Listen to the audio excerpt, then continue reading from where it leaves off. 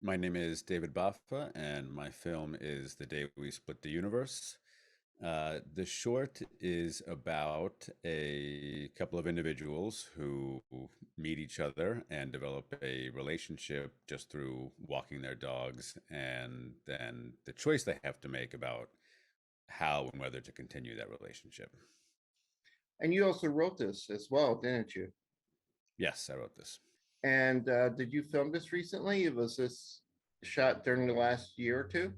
This was shot last summer. This was originally planned for like spring of 2020, I want to say. I started writing it in 2019 or 2018, maybe even. But anyway, spring of 2020, we're going to film it. And obviously, Yeah. that didn't happen. Kept getting pushed back, ultimately had to recast it. And then after a few more delays, we filmed it about a year ago exactly. Right. Yeah. I enjoyed the film greatly. I Thank you. like the different choices these characters make depending on how you play with time or reality as well. Yeah, thanks. I think that was a big part of it for me is just choice, yeah, and what choices mean for us and what choices can mean in terms of how you might end up with a very different life, depending on the choice you make that seems maybe insignificant. Let's talk about yourself as a filmmaker. How long have you been doing it? I started doing film in 2014, I think. No, excuse me, maybe 2015. 2015. Just filming my beagles, one of whom is actually in the short still. The other beagle that I was filming at the time has since moved on. And yeah, just got into it as kind of a hobby, and then got a little more serious and started doing it in some capacities professionally, but still for fun. And the shorts I make have all been, just for my own enjoyment or to help other people out, other filmmakers out. But yeah, after spending a few years learning, I then switched over to doing film or media related work full time. Great. In your bio, uh, you list that you're an independent filmmaker, a dog lover currently. Yep. We've seen the pictures of your beagles. You also have taught art history in Hmm. Beloit College. So you Hmm. went from art history to filmmaking, Hmm. and you've lived in Rome and Maine. Yep. Yeah. And I moved to Wisconsin from Rome. Oh wow. So did you live in Maine first and go to Rome and then come to Wisconsin, it seems like? Yeah, that was the trajectory. So I was in New Jersey for most of my life for grad school, and then moved to Maine for a year to teach art history, and then moved to. I had lived in Rome previously, doing research and during my period as a grad student, and then moved to Rome. And then after being in Rome for a year, there was a 1 year position that opened up at Beloit College, and I thought, sure, I don't really know where Wisconsin is, but I can live in Wisconsin. I can live anywhere for a year and see how it is. And it was nice. It was Beloit College for a few years was a great place to be. I had great colleagues. I had some great students, and it was a position that really only occupied me for 9 months out of the year because I was an adjunct. So I had longer breaks where I still had some academic work, but I could take the time to work on film and film related stuff when I wasn't teaching. So, that's one of my beagles shaking off. But yeah, that was it was good. And then, eventually Beloit, that position, it just, petered out because of a variety of reasons. But that was a good push to then switch over to doing like media related stuff and film related stuff full time. I'm interested in the aspect that you were teaching art history because I went to an art school, um, Cool. Where'd you go? and I studied like photography and illustration, but I'm doing filmmaking. Hmm. So that fascinates me too. Similar kind of trajectories there.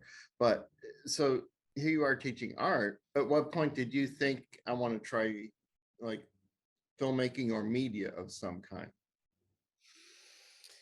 So I was a studio art major actually in college, and I had been into studio art for years before college. So I think there was always I always enjoyed making stuff visually. I was never into filmmaking though. Like I enjoyed films, I liked watching films certainly, filmmaking always seemed a little bit out of reach, and I think for most of us it was. And then really it sounds sort of cliched, but listening to Sean Baker talk about how he had just made a feature film on his iPhone, and I thought, like, this is ridiculous. Like, all of a sudden anybody, I guess, could shoot something. And that had been true for a while, right? But I think that we just don't realize how long, if you're not in it, you don't realize, like, yeah, there'd been ways to shoot movies low budget, no budget, for almost as long as there's been film.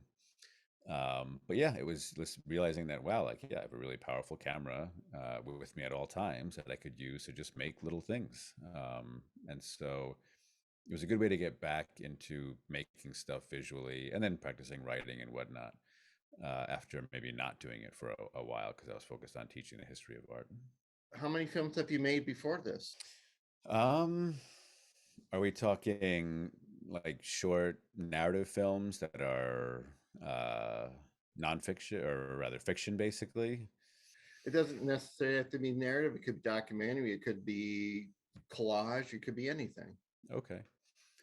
So, yeah, depending on how I'm counting things, I guess I would say this was like, let's say, one, two, three, four, maybe like the fifth or sixth real sort of concerted effort at making something complete, that, with a start, a finish, and a middle. Um, yeah, in that range, I would say. I mean, there were other things or things that maybe didn't go anywhere, but fifth or sixth film. But how do you find your actors for this? I found both of them through Backstage. I just put out like a call. I don't remember if I reached out to one or both of them. Actually, no, maybe one was Backstage and one might have just been through like an actors group on Facebook, like a Wisconsin actors group, or maybe the Madison Indie Filmmakers group. But yeah, it was both just like, people who submitted self tape auditions through one of those sites and going through the self tapes, and yeah, figuring out that these were great actors for the roles. Yeah, they really have a good chemistry together. Yeah, I was really fortunate. We did a couple of rehearsals. Even before the rehearsals, I had one actor who was like, "All right, I know I'm going to work with this individual," and then we did sort of like a test rehearsal with the second person just to see, like, how do they work together? How do they look on screen together? This was all via Zoom. And yeah, they worked great. And so I got really lucky. They had great chemistry. They're both really professional. They both showed up like knowing what they had to do, and enthusiastic about the roles, which was exciting, and about the story too, which was really cool. Are these the type of stories you like to tell? This is the first film I've seen from you. Do you generally like to deal with relationships? I think so. Yeah. That and dogs. I think I've made a number of films that have featured my dogs in some capacity or another. And I think too, something that maybe is a little pushes against reality a little bit. I mean, this mostly is rooted in reality, but I think it does push up against sort of normal reality in some ways. Your film is very dependent on the two actors, and they, because it is basically just two people. It's no one else. So you really need good actors for that. And these two women are great, and the chemistry between them is great. I think you got a good film here.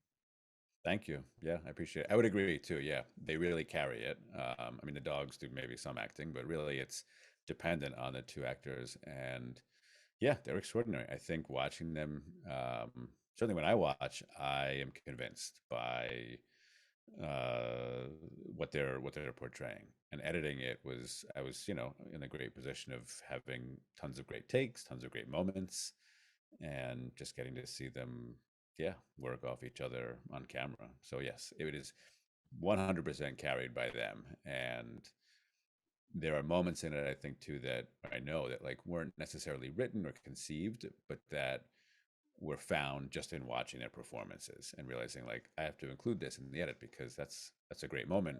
I didn't plan on that, but that's got to be in there. Yeah. How's the film being received? Has it gone in any other festivals?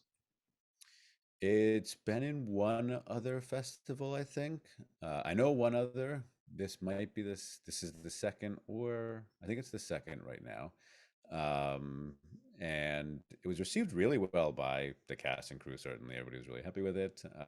I really like it, and I was unable to go to that other festival. Unfortunately, it conflicted with an event that I had, so I don't know how it was received there, to be honest. But I'm certainly really excited to see how it's received at this festival, and I look forward to being there in person to seeing how it's received. Great. Well, thank you for joining us today. Thank you so much. I really appreciate it.